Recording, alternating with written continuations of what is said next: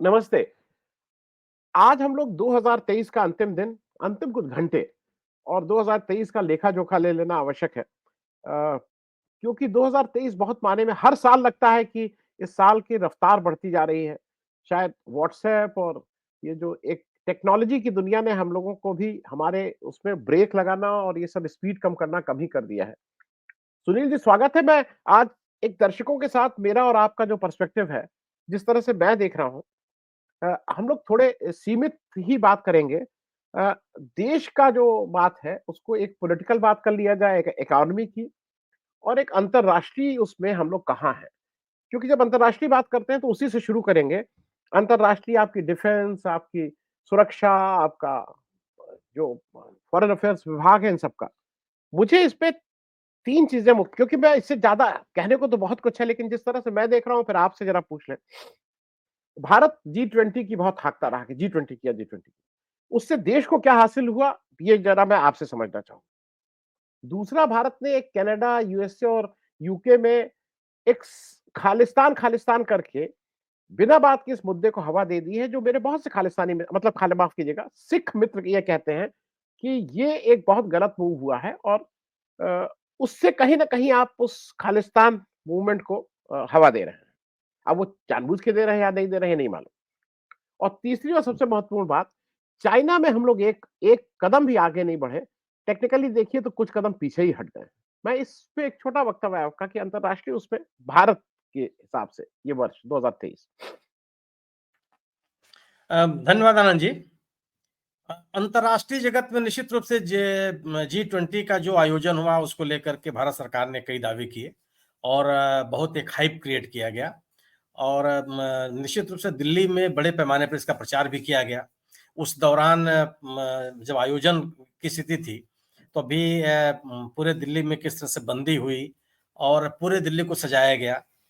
इस तरह का इवेंट मैनेजमेंट पहले कभी देखा नहीं गया था। हालांकि इससे बड़े-बड़े आयोजन हुए और अगर आप याद कीजिए तो श्रीमती इंदिरा गांधी के ज़माने में गुटिनपिक्स देशों का सम्मेलन हुआ था, जो कि G20 की तुलना में बहुत बड़ा है। मुझे 2 बार G20 मेरे नए समिट्स कवर करने का मुझे मौका मिला है, मैं गया हूँ और और वहाँ भी मैंने इसका असर देखा है। तो G20 को लेकर के भारत सरकार ने बहुत इसका प्रचार-प्रसार किया। लेकिन म म ज म 1-2 घटनाएँ हुई जिसने उस पूरे आयोजन क के ऊपर एक बड़ा प्रश्न चिन्ह खड़ा कर दिया। एक तो जो अमेरिकी राष्ट्रपति जो बाइडेन को प्रेस कॉन्फ्रेंस करने की अनुमति नहीं दी गई और यहाँ से निकल कर के वो वियतनाम में जो उन्होंने बातें कही, उससे बहुत धक्का लगा हम लोग की छवि के ऊपर। क्योंकि हम प्रधानमंत्री जी उसी यूएस में जाके कह चुके थे कि लोकतंत्र हमारे डीएनए में है। तो लोकतंत्र में तो अगर हमारे डीएनए में है तो अभिव्यक्ति की आज़ादी हमारे पास है। हमको किसी को भी बोलने का अधिकार है और अगर कोई राष्ट्राध्यक्ष हमें अगर कोई बात कहना चाहता है और उसको अनुमति न दी जाए तो ये बड़ा सवाल पैदा करता है और हमारी छवि खराब होती है, जिस बात के लिए हम जाने जाते हैं। एक मजबूत लोकतंत्र के लिए हम जाने जाते हैं और इसी बिना पर दुनिया के पैमाने पर बहुत आदर से भारत को और भारत के नागरिकों को और भारत के राजनेताओं को देखा जाता है। और दूसरी घटना हुई कनाडा की। कनाडा के राष्ट्रपति ट्रूडो साहब होटल में पड़े रहे, उन्होंने किसी से मुलाकात भी नहीं की और सम्मेलन खत्म होने के बाद और जाने के लिए उन्होंने भारत सरकार का जो ऑफर था, सहयोग का ऑफर, उसको भी उन्होंने स्वीकार कर दिया। यह भी एक डिप्लोमेसी में इसको बहुत अच्छा माना नहीं जाता कि आपके देश में बैठ कर के कोई राष्ट्राध्यक्ष इस तरह का उसका रुख हो जाए, रवैया हो जाए और हम उसको दूर करने का प्रयास न करें या प्रयास करते हुए न दिखें। और यहाँ से लौट के जाने के बाद उन्होंने जो बयान दिया अपनी संसद में, इससे भी हमारी छवि खराब हुई। और जो G20 का एक हाइप का लाभ भारत को या उसको मिलना चाहिए था, उसमें गिरावट आई। और फिर जाकर के उसी के क्रम में अगर आप याद कीजिए, जो आरोप लगाया ट्रूडो साहब ने, उसी तरह का एक आरोप लगा दिया यूएस ने। तो कनाडा के आरोप को तो हम लोगों ने बड़ी गंभीरता से खारिज किया और ये कहा कि नहीं, वह गंभीर प्रतिक्रिया नहीं दी जो यूएस के बारे में देनी पड़ी आपको कि नहीं, ऐसा नहीं है और हम देखेंगे, जांच करेंगे, करेंगे, वो करेंगे। लेकिन जो यूएस ने भी आरोप लगाया, वो अभी हमारी परंपरा, हमारी छवि, हमारे लिगेसी, उस सब के खिलाफ था। हम कोई देश किसी ये इनकार नहीं कर सकता कि वह फॉरेन सॉइल पे क्या करता है, क्या नहीं करता। लेकिन कभी इस तरह के और इस तरह के बड़े देश हमारे ऊपर आरोप नहीं लगाए थे कि यूएस जैसा देश आरोप लगावे कि हम यूएस के किसी नागरिक की, वो भले आतंकवादी हो हमारी निगाह में, उसकी हत्या कराना चाहते हैं या उसके लिए साजिश किए हुए हैं और हम वो जो पूरी की पूरी साजिश का पर्दाफाश हो जाए, उसमें एक व्यक्ति की गिरफ्तारी भी हो जाए। तो ये जो 2 घटनाएँ हुई जिसमें विदेश में जाकर के किसी नागरिक की जो वो कहते हैं कि हमारे देश का नागरिक था और हम मानते हैं कि वो आतंकवादी थे, हत्या कराने की कोशिश करके जो आरोप लगे या कनाडा में हत्या कराने का माने हत्या किए जाने का आरोप लगा, इससे भी हमारी छवि खराब हुई और मुझे लगता है कि इस तरह के आरोपों से भारत सरकार को निकलना चाहिए। क्योंकि आप देखिए कि केवल सरकारें नहीं होती ना, आप दुनिया के पैमाने पर भारतीय नागरिक भी होते हैं। मैं आनंद जी आपसे कह सकता हूँ, दुनिया में कई देशों में जाकर के मेरा अनुभव है कि भारतीय नागरिकों के का बहुत सम्मान है, बहुत इज़्ज़त से लोग देखे जाते हैं। लगभग सभी देशों में और जो हमारे एशिया मूल के उपमहाद्वीप के जो अन्य देश हैं, उनकी तुलना में भारतीय छात्रों की, भारतीय नागरिकों की, भारतीय व्यापारियों की बड़ी प्रतिष्ठा लोग बड़े आदर के भाव से देखते हैं और उसका कारण केवल ये है कि जो हमारी हमारी विरासत है, जिसके लिए हम जान एक उदारवादी देश माने जाते हैं, लोकतांत्रिक मूल्यों के प्रति प्रतिबद्ध माने जाते हैं और मानवीय मूल्यों के प्रति प्रतिबद्ध माने जाते हैं। ये हमारी छवि रही है। लेकिन इन 2 घटनाओं ने हमारे ऊपर असर डाला है। निश्चित रूप से विदेश मंत्रालय ने की जो कार्रवाई की, उसका भी पब्लिक डोमेन कुछ पता नहीं चला कि हुआ क्या। लेकिन यह 2 घटनाओं का असर हमारे ऊपर पड़ा। एक तीसरी घटना जो घटी, जो कुवैत में नौसेना के 8 कर्मचारियों को, पूर्व कर्मचारियों को फांसी की सज़ा हुई और उसमें अभी हाल में एक खबर आई है कि उनको अपीलीय अदालत ने फांसी की सज़ा से उम्र कैद की सज़ा दी है। इसको आप कह सकते हैं कि एक तरह की सफलता है, लेकिन अभी पूरा जजमेंट आया नहीं है। और यह स्थिति होनी नहीं चाहिए थी। कुवैत जैसा देश जो भारत के जो कूटनीतिक स्थिति है दुनिया के पैमाने पर, उसके सामने कहीं वो उसके पास वो ताकत नहीं है। माने उस तरह का देश नहीं है, लेकिन जो ले उसने भी अगर अपने यहाँ इस तरह की कार्रवाई की, तो मुझे लगता है कि हमारी साख के ऊपर कुछ सवाल ज़रूर पैदा हुए। जी।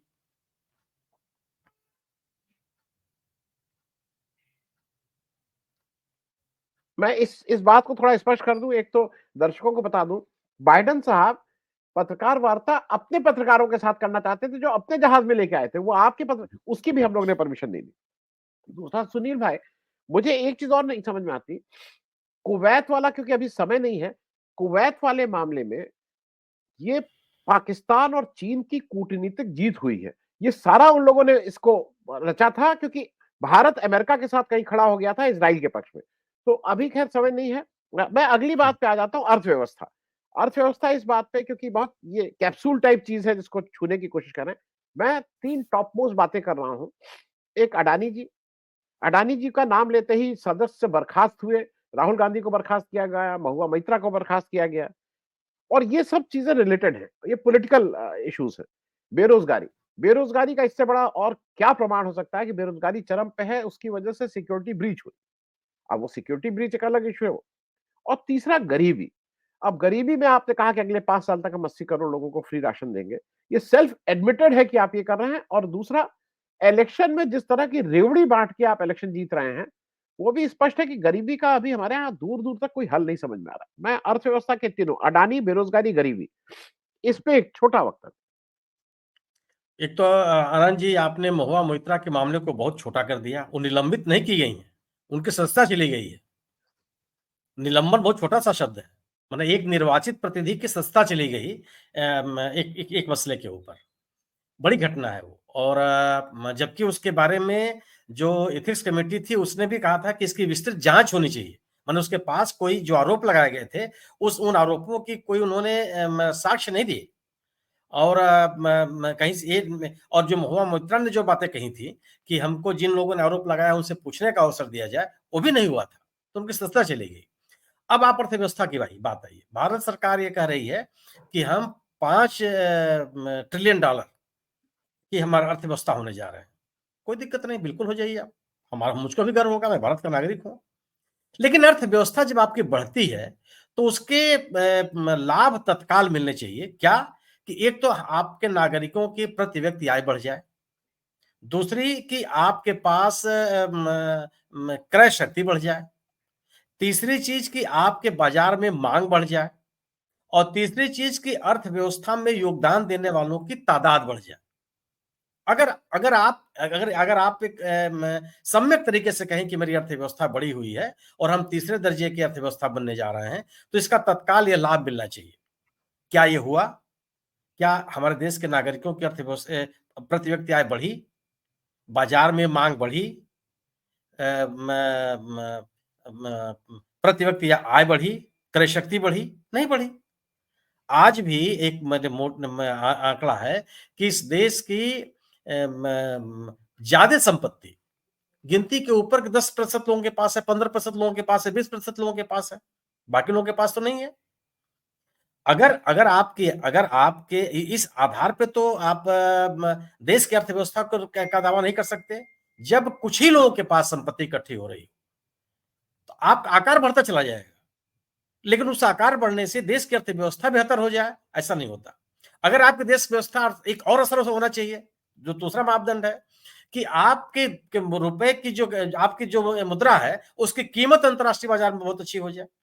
मजबूत अर्थव्यवस्था का सबसे बड़ा लाभ ये होता है कि आपकी मुद्रा की जो कीमत अंतर्राष्ट्रीय बाजार में होती है, वो बढ़ जाती है। उसका सम्मान होता है। आज जो मजबूत अर्थव्यवस्था वाले देश हैं, वह उनकी मुद्रा की कीमत आप देख सकते हैं, डॉलर की स्थिति क्या है, पाउंड की स्थिति क्या है, स्टर्लिंग की स्थिति क्या है, अम, म यूरो की स्थिति क्या है, आपके सामने है। कनाडा यूरो की स्थिति क्या है, ऑस्ट्रेलियन डॉलर की स्थिति क्या है, आपके सामने है। एक मजबूत अर्थव्यवस्था के सामने इसका सबसे बड़ा प्रभाव होता है। हम तो नहीं है। आप माने भारतीय मुद्रा की कीमत कितनी गिर गई है, ये कहते हुए कई बार संकोच आता है कि हम कहाँ से कहाँ पहुँच गए हम। हमारा व्यापार की क्या स्थिति क्या है कि हम अपने व्यापार को ये कहते हैं कि आप रुपए में लीजिए, देश मना कर दे रहे हैं कि नहीं हम रुपए में आपसे लेन-देन नहीं करेंगे। जिन देशों ने आपको आश्वासन दिया था, उन्होंने ही मना कर दिया कि हम नहीं करना चाहते, आपसे रुपए में लेन-देन नहीं करेंगे। तो ये अर्थव्यवस्था का जो दावा है, वह दावा खोखला है। दूसरी चीज़ आपको ये भी बताना पड़ेगा कि आपकी जो इतनी अर्थव्यवस्था है, माने जो आपके अर्थव्यवस्था का आकार इतना बड़ा है, उस आकार में ऋण कितना है? मतलब अगर आपकी जेब में ₹100 है, तो वह ₹100 आपके अपने ऊपर खर्च करने के लिए है या उस ₹100 में ₹60, ₹50, ₹40 आपको ऋणदाताओं को देना है? यह भी आपको बताना पड़ेगा। इस आधार पर भी आपकी अर्थव्यवस्था का मूल्यांकन होगा। आधी-अधूरी बातों से आप बेहतर अर्थव्यवस्था का दावा नहीं कर सकते। तो अर्थव्यवस्था के बारे में जो दावे किए जा रहे हैं, वो बहुत तर्कसंगत नहीं है। उसको स्वीकार करना बहुत कठिन होगा। अडानी जी के बारे में आपने बात कही। अडानी जी के बारे में अगर आप बात करें, इतना बड़ा उनका अर्थतंत्र है, वो कहाँ से कहाँ पहुँच गए थे। पहले दुनिया के पहले रिचेस्ट आदमी हो गए, धनी व्यक्ति हो गए थे, क्या-क्या कहा गया। लेकिन उतने बड़े व्यापार के बावजूद भारतीय राजस्व में उनका योगदान कितना है? उतना बड़ा अर्थव्यवस्था पालने के बाद उनके पूरे के पूरे तंत्र में रोजगार के अवसर कितने हैं? इतनी बड़ी औद्योगिक साम्राज्य के बावजूद जीएसटी में उनका योगदान कितना है? इन किसी भी आधारों पर जो अडानी जी के प्रति अगर आप आकलन करेंगे तो बहुत नीचे है। और उसके ऊपर से भी भारत सरकार के ऊपर लगातार आरोप लगता रहा है कि वह उनके संरक्षण में उनका व्यापार बढ़ रहा है। गोया कि उनकी अर्थव्यवस्था उनकी ताकत बढ़ने से, उनकी आर्थिक साम्राज्य बढ़ने से न तो रोजगार के अवसर बढ़े, न भारतीय राजस्व बढ़ा, न ही कर में राजस्व की वसूली में राजस्व में ही उनका बहुत योगदान बढ़ा। तो तीनों ही लिहाज से अगर आप बात करेंगे तो उनका और जो उनके ऊपर आरोप लगे कि उनके कंपनियों में सेल कंपनियों के माध्यम से निवेश कराया गया। उनकी कंपनियों के जो शेयर थे उनको मनमाने तरीके से कृत्रिम तरीके से उसकी कीमतें बढ़ाई गई और आम निवेशक का पैसा उसमें आम निवेशक के साथ इस एक तरह का अन्याय हुआ। उसका भी आज तक कोई जांच नहीं हो पाई, उसके बारे में भी कोई स्पष्ट बयान नहीं आया और केवल लिपापोती कोशिश की जाती है। भारत सरकार ने लगातार माने जांच का ही विरोध किया। तो सुप्रीम कोर्ट की बात गई कि वहाँ जांच हो रही है। जांच की क्या स्थिति है वो आपके सामने है। तीसरी चीज आप कही आपने बेरोजगारी की बात की। बेरोजगारी की आप बात कर लीजिए। भारत माने हम बेरोजगारी की दर अगर आप कहिएगा संगठित और असंगठित दोनों क्षेत्रों में एक अभी एक आंकड़ा आया है कि भारत सरकार में 52 लाख कर्मचारी थे जब 2014 में ये सरकार आई है, और वह घट करके 40 लाख हो गई। 12 लाख अभी भी खाली पद पड़े हुए हैं। जो खाली पद हो रहे हैं उनमें भर्ती नहीं हो रही है। भारत सरकार और लगातार संविदा की प्रवृत्ति को बढ़ावा दे रही है, आउटसोर्सिंग को बढ़ावा दे रही है, और कॉन्टेक्चुअल रोजगार को बढ़ावा दे रही है। यह बेरोजगारी का समस्या का समाधान नहीं है। और बेरोजगारी के ये तथ्य है कि सरकारी माध्यम से ही आप बेरोजगारी दूर नहीं कर सकते। औद्योगिक विकास होना चाहिए। औद्योगिक विकास की दर क्या है? क्या इतना औद्योगिक विकास आप कर पाए हैं कि आप रोजगार को सृजित कर सके? वो भी नहीं है। आप दावा करते हैं कि बड़ी-बड़ी कंपनियां आ गई। उत्तर प्रदेश के लिए दावा किया गया कि मोबाइल बनाने की इतनी कंपनियां आ गई। वो उत्पादन कर रही हैं कि असेंबलिंग कर रही हैं? और असेंबलिंग में भी जो आप उनको राहत दे रहे हैं, उनका उस जो रुपया उनको आप दे रहे हैं, उसके तुलना में आप उससे जो राजस्व कमा रहे हैं, वो उनका अनुपात क्या है? ये कई तरह के सवाल हैं। ये राजस्व को, बेरोजगारी को लेकर के और अर्थव्यवस्था को लेकर के, जो सभी सवाल अनुत्तरित है। केवल एक तरह का एक आर्टिफिशियल माहौल बनाने की कोशिश की जा रही है कि हम बहुत बेहतर हुए हैं, जबकि वास्तविकता से काफ़ी दूर है। जी, जी, हाँ जी। जी। मैंने आप जब कह रहे थे तो मैंने ऑक्सफैम की रिपोर्ट है जनवरी 2023 की, जी। तो ये कहती है कि भारत के 1% लोगों के पास 40% संपत्ति इस हुँ, देश की वेल्थ, हुँ। 5% लोगों के पास 60 और बॉटम के 50% के पास केवल 3% है। ये मैंने इसलिए कहा है कि दर्शक खुद थोड़ा गूगल करें, देखें, जानें कि हम कहाँ खड़े हैं। मैं एक चीज़ सुनील ये कहूँ कि ये जो शब्दों में फँसाते हैं ना, make in India, made in India नहीं बोलते हैं, मेक इन इंडिया। तो अब मेक इन इंडिया और मेड इन इंडिया में ज़मीन-आसमान का अंतर है। खैर मैं ज़रा पॉलिटिकल बातें 2-3 कर लूँ।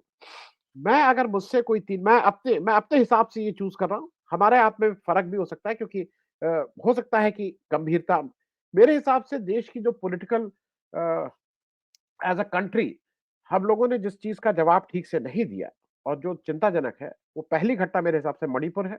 मणिपुर का हम कोई जवाब नहीं दे रहे हैं।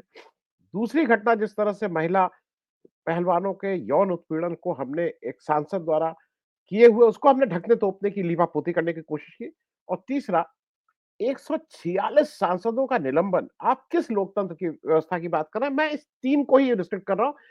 ये तो कम से कम रात हो जाएगी और हम और आप बात नहीं खत्म कर पाएँगे। लेकिन अगर कुछ आपको लगे कि एक आध बहुत ज़रूरी है, लेकिन मैं मणिपुर महिला खिलाड़ी निलंबन इस ऑर्डर में कर रहा हूँ। ये तीनों घटनाएँ आनंद जी बहुत ही खेदजनक है, और कम निजी तौर पर मैं मोदी जैसे नेता से ये उम्मीद नहीं करता। निजी तौर पे आपसे बात करूँ, कठोर निर्णय के लिए जाने जाते हैं। लेकिन इन्होंने क्यों इन तीनों मुद्दों पर उनकी चुप्पी रही, ये आश्चर्यजनक है। और एक ऐसी सरकार, मोदी जी कहते हैं ना कि उन्होंने अभी हाल के एक इंटरव्यू में भी कहा कि मिली-जुली सरकारें यानी कमज़ोर सरकारें। तो आपकी सरकार तो मिली-जुली नहीं है। आप खुद भी पराक्रमी नेता हैं। पूरी की पूरी भारतीय जनता पार्टी आपके कंधे के ऊपर है। निर्णय लेने के लिए आप जाने जाते हैं। मणिपुर की घटना को लेकर के प्रधानमंत्री जी की चुप्पी आश्चर्य पैदा करती है और चौंकाती है कि आखिर इनके जैसे नेता ने इस मामले में पहल क्यों नहीं की? उसके पीछे क्या राजनीति हो सकती है? और उसका कोई राजनीतिक लाभ मिला क्या? पूरी दुनिया के पैमाने पर हमारी हमारी शिशालेदर हुई। और आप याद कीजिए, कई यूरोपीय देशों ने उस घटना को लेकर के अपने यहाँ प्रस्ताव पारित किए, उसकी निंदा की। अंतर्राष्ट्रीय संगठनों ने उसकी निंदा की, भारत सरकार की आलोचना की। हम आप भी उसकी आलोचना कर रहे हैं। उस घटना का रिपरकशन आप देखिए कि एक तो मिजोरम में जब चुनाव हो रहा था, तो वहाँ का एक सहयोगी दल ने भारतीय जनता पार्टी और प्रधानमंत्री जी के साथ मंच शेयर करने से मना कर दिया। दूसरा, उसी राज्य में मिजोरम में क्या हुआ कि आपको 40 में से 40 सीटों पर खड़े करने के लिए उम्मीदवार नहीं मिले। तीसरी चीज़ कि आपकी पार्टी का कोई बड़ा नेता वहाँ प्रचार करने नहीं गया। ये तत्काल की जो स्थिति बनी आपकी, और अंतर्राष्ट्रीय मंच पर हमारे बारे में एक अलग तरह की धारणा बनी कि हम किस तरफ हम लोग जा रहे हैं। वहाँ पे एक मैंने जातीय संघर्ष चलता रहा, और मुख्यमंत्री तक के ऊपर आरोप लगे। मुख्यमंत्री के ऊपर एक वर्ग ने पूरी तरह से विश्वास कर दिया कि नहीं, वो केवल एक वर्ग के मुख्यमंत्री हैं। बहुत बड़ी टिप्पणी थी, और आज भी हम उस घटना से उबर नहीं पाए। उसी तरह की घटना यह है जो महिला पहलवानों के साथ।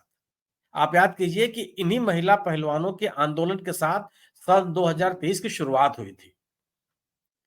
यही दौर था और हम अभी भी उस मामले को लेकर के ये साल खत्म होने जा रहा है, उसका समाधान नहीं हो नहीं पाया। ये कितना क्षोभजनक है कि जिन महिलाओं खिलाड़ियों ने दुनिया के पैमाने पर मेरा, आपका, तिरंगे का, सरकार का नाम रोशन किया। हम छाती ठोक के कहते थे कि हमारे देश के पहलवान हैं। तिरंगे को फहराया उन्होंने। उनको सड़क पे आंदोलन करना पड़े। वह अपने जो एक एक एक ए ए ए म इनाम और पारितोषिक और सम्मान पाने के लिए ज़िंदगी गुज़र जाती है लोगों की। और वो अपने जो उनको नागरिक सेवाएँ नागरिक पुरस्कार देश के श्रेष्ठतम नागरिक सम्मानों में से एक, खेल जगत के श्रेष्ठतम सम्मानों में से एक, जो उन्होंने अपनी मेहनत से, अपनी योग्यता से, अपनी क्षमता से, अपने प्रदर्शन से हासिल किया, वो सड़क पर रखने के लिए मजबूर मजबूर हो जाए और हम चुप हों। हम ये भी पहल ना करें कि नहीं, ये बिल्कुल नहीं होने पाएगा और हम इस पे हस्तक्षेप करेंगे। जो भी करना होगा हम कर लेंगे। लेकिन ये नहीं हुआ और वो ये लगातार चलता चला जा रहा है। यह घटना भी भारतीय जनता पार्टी के ऊपर और सरकार के ऊपर बहुत बड़ी टिप्पणी है और हम सभी के ऊपर ये बड़ी टिप्पणी है।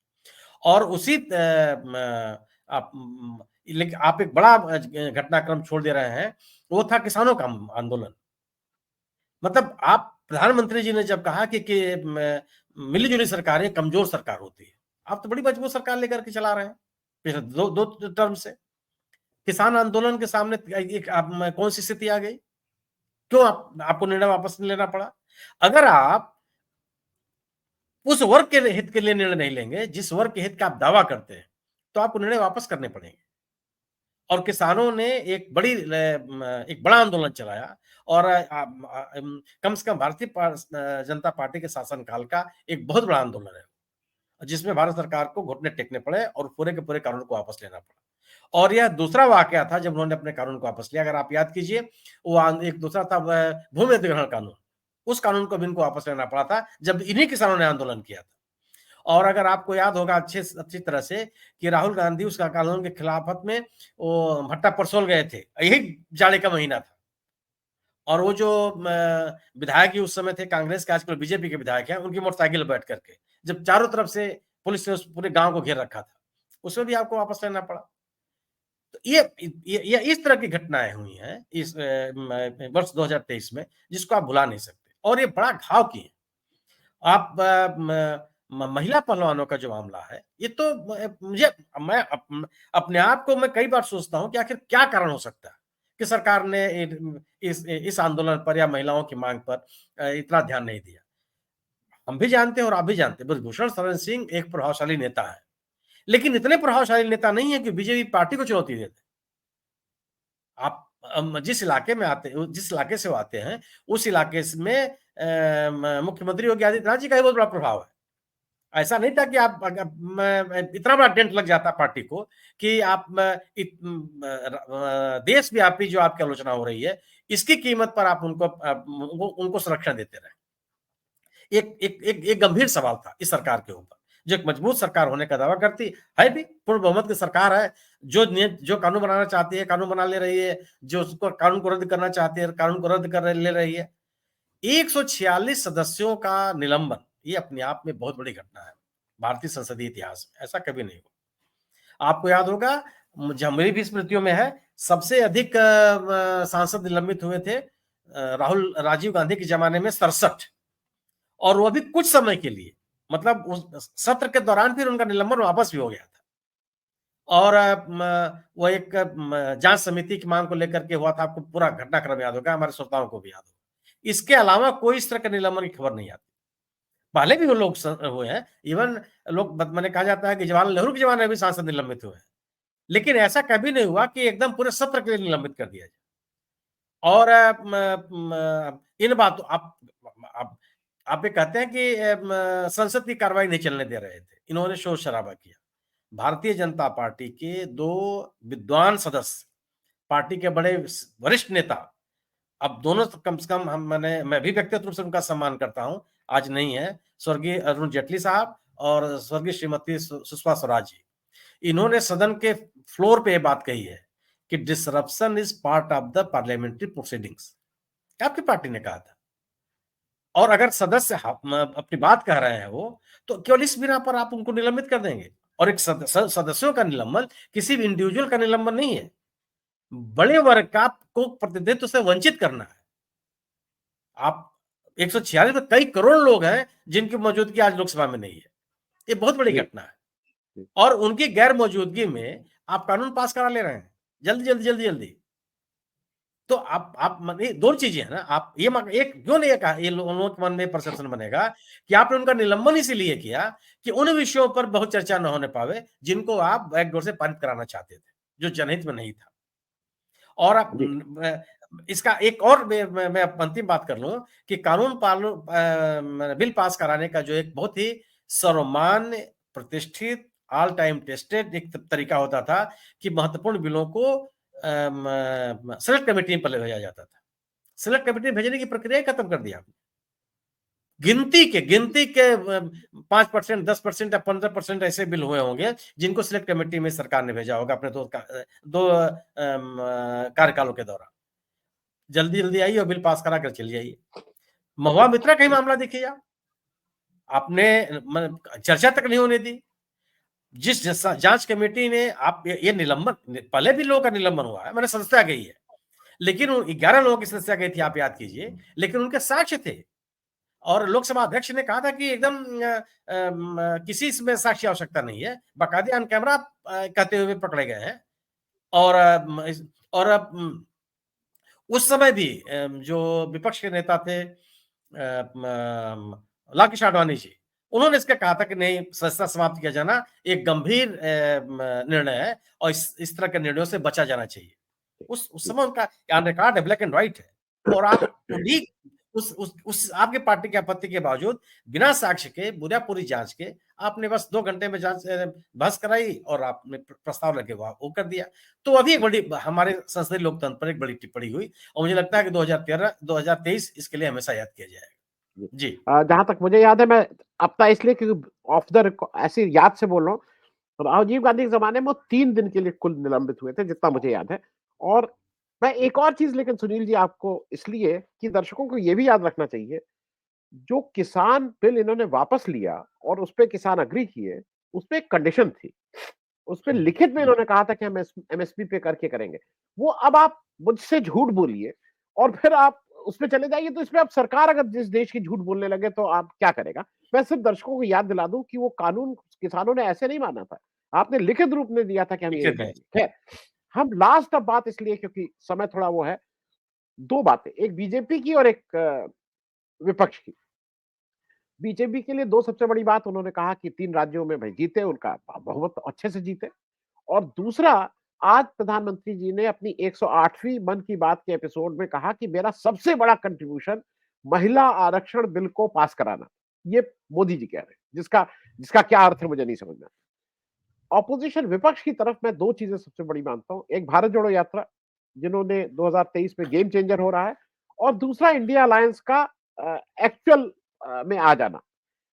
इन दोनों पे, क्योंकि बीजेपी के लिए सबसे जरूरी है, 3 राज्यों के चुनाव जीत गए हैं, प्रधानमंत्री जी महिला आरक्षण बिल की बात कर रहे हैं, इधर भारत जोड़ो यात्रा और इंडिया अलायंस। एक बहुत छोटी टिप्पणी। देखिए, महिला आरक्षण बिल जो है वो तो बेमानी है। संसद इस तरह के कानून नहीं बनाती है कि उसको आप पता नहीं कब लागू करेंगे, कब लागू होगा, इस तरह के कानून नहीं बनते हैं। वह तो एक तरह का और माने अब आप अचानक विशेष सत्र बुलाया जाता है और उसमें बिल पास करा लिया जाता है। अगर ये देश की उपलब्धि है तो उसको तो सबको गर्व होना चाहिए। माने वो महिलाएँ भी गर्व करें कम से कम, जिनके लिए आप आरक्षण देने की बात कर रहे हैं। आपने कहा कि अब ये बिल पर आए महिला वंदन बिल, कुछ इस तरह का नाम है उसका। तो वो तो अगर ये इस तरह की चीज़ तो तत्काल क्यों नहीं लागू हो रहा है? और किसी बात के लिए आप जो वर्तमान स्थिति है उसमें लागू कीजिए, बाकी आप और व्यापक संशोधन करके और लागू लागू कीजिएगा। तत्काल प्रभाव से क्यों नहीं लागू हो रहा? वो भी तो नहीं लागू किया आपने। तो वो तो केवल एक तरह का एक नैरेटिव बनाने की कोशिश है। लेकिन मुझे नहीं लगता है कि वो नैरेटिव बन पाया। दूसरी चीज़ जो आपने कहा विपक्षी हाँ, निश्चित रूप से भारतीय जनता पार्टी, मेरा अपना मानना है कि भारतीय जनता पार्टी को चुनौती देने के लिए विपक्ष को एक साथ आना एक राजनीतिक ज़रूरत है इस देश की, अगर आप बीजेपी को चुनौती देना चाहते हैं। बीजेपी निश्चित रूप से आज बड़ी पार्टी है, उनके पास बड़ी संख्या में कार्यकर्ता हैं, संसाधन बहुत है, सरकार उनकी है और मोदी जी जैसा उनके लोगों के बीच में एक लोकप्रिय नेता। और उनके लोग जो बीजेपी के समर्थक हैं, उनके प्रति उनके मन में मोदी जी के प्रति बहुत ही जबरदस्त तरह की आस्था। ठीक है, अगर आप चुनौती देना चाहते हैं, तो आज इस लोकप्रियता के बावजूद अगर आप पिछड़ा आंकड़ा दिखाइएगा, तो 37-38% लोगों ने बीजेपी का समर्थन किया था पिछले लोकसभा के चुनाव में। तो लगभग 65% तो लोग ऐसे हैं या 63% लोग ऐसे 60% लोग ऐसे हैं, जो बीजेपी के खिलाफ हैं, लेकिन वो बँटे हुए हैं। उन बटे हुए लोगों को गैर भाजपा मतदाताओं को एकत्रित करने के लिए जो एक कोशिश की गई विपक्षी दलों को एकजुट करने की, वह एक महत्वपूर्ण पहल है 2023 की। और इसके लिए बिहार के मुख्यमंत्री जी नीतीश कुमार जी का योगदान जबरदस्त है। उन्होंने ही पूरी पहल की सबसे संपर्क किया और सबको एक मंच पे लाए। यही नहीं, जिन राजनीतिक दलों ने गैर भाजपा राजनीति करने का दावा करते हैं और वो इस गठबंधन में नहीं आए, जनता ने भी उनको खारिज कर दिया।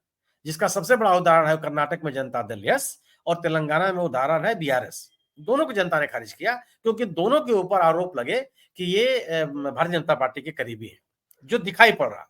और तीसरा दल है उत्तर प्रदेश में हम लोग कह सकते हैं बहुजन समाज पार्टी। हमारा आपका आकलन है क्योंकि 2022 के चुनाव में भारतीय जनता पार्टी बहुजन समाज पार्टियों को कोई सफलता नहीं मिली। एक सदस्य जीत करके आए, लेकिन निजी तौर पर या सब हमारे ख्याल से आप जैसे भी राजनीतिक पर्यवेक्षक मानते हैं कि वो उमाशंकर सिंह की निजी जीत है। उसमें बहुजन समाज पार्टी का कोई योगदान नहीं है।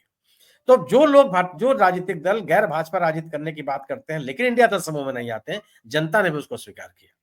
तो एक एक बड़ा इंडिया दल समूह के रूप में विपक्षी दलों की एकता एक बड़ी उपलब्धि है। इसमें कोई दो राय नहीं है।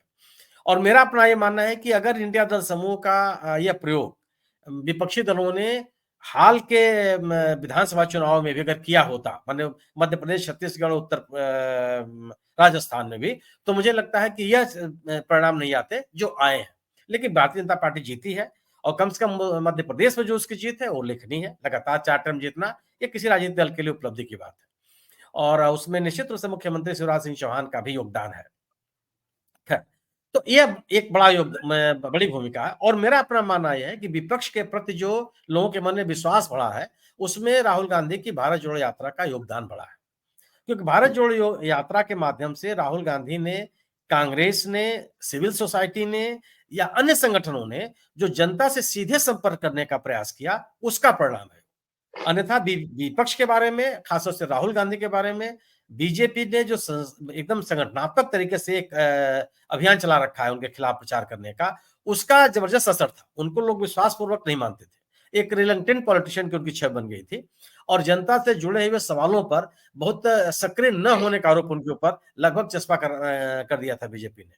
लेकिन राहुल गांधी ने उस पदयात्रा के माध्यम से जनता से सीधे संवाद करके एक जो अपने बारे में एक विश्वसनीयता कायम की, वह निश्चित रूप से उल्लेखनीय है और उसका असर भी दिखाई पड़ा। अगर हम और आप माने कि पराजय के बावजूद भी 40% तक मतदान हुआ, पक्ष में लोगों ने मतदान किया कांग्रेस के उन 3 राज्यों में जहां कांग्रेस हार गई और उन 2 राज्यों में जहां बीजेपी से कर्नाटक में सत्ता छीनी और तेलंगाना में एक रीजनल पार्टी को सत्ता से बाहर किया, वहां लोगों ने जो कांग्रेस के ऊपर विश्वास किया, मेरी अपनी समझ है कि उसमें भारत जोड़ो यात्रा का बहुत बड़ा योगदान है और उन दोनों राज्यों में जो स्थानीय कांग्रेस के नेता हैं, उनका जो जनसंपर्क का था या जो यात्राएं थी, उसका बहुत बड़ा योगदान है। उन्होंने जी। लोगों के बीच में जाकर के एक सरकार के खिलाफ एक माहौल बनाया और एक अपनी विश्वसनीयता कायम की।